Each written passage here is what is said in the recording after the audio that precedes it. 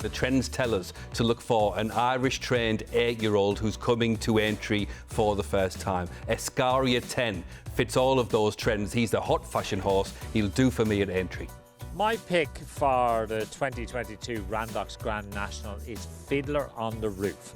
This horse who finished second in the Ladbroke Chase. He also finished second in a handicap chase at Ascot. I was a little bit disappointed with how he travelled through that race, but it was his class that saw him through, and eventually he got run out of it close home to run a very good second.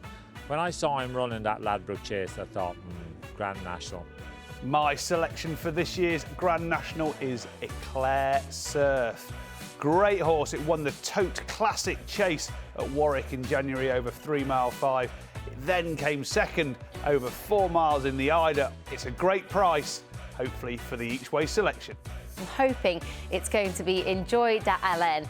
The breeder, Bruno Vanya, has bred some wonderful horses already, and I think he might have another superstar to add to that roll of honour.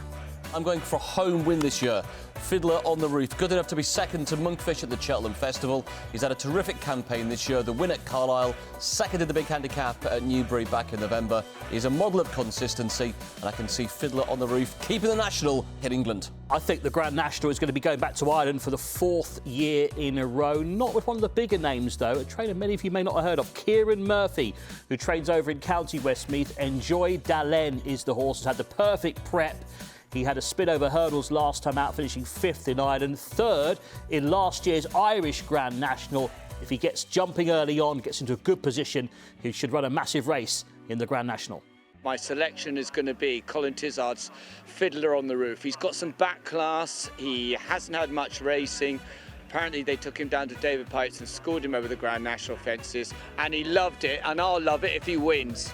2 for Gold is definitely a speculative pick, but it's a very big price, and it's hard to argue that he's not got a progressive profile. His run in the Ascot Chase last time was certainly a personal best, and he still looks well treated by the handicapper.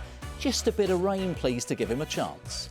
Well, I like Longhouse Poet in this year's Grand National, trained by Martin Bressel, who we know has a love affair with the race, having won it in 2006 with number 6, Valverde. The thing I like about Longhouse Poet is I think he's got a touch of class. I reckon Dara O'Keefe is going to get a really good spin out of this progressive 8-year-old who's unexposed at the trip, and I think could be classy enough to land the Aintree showpiece.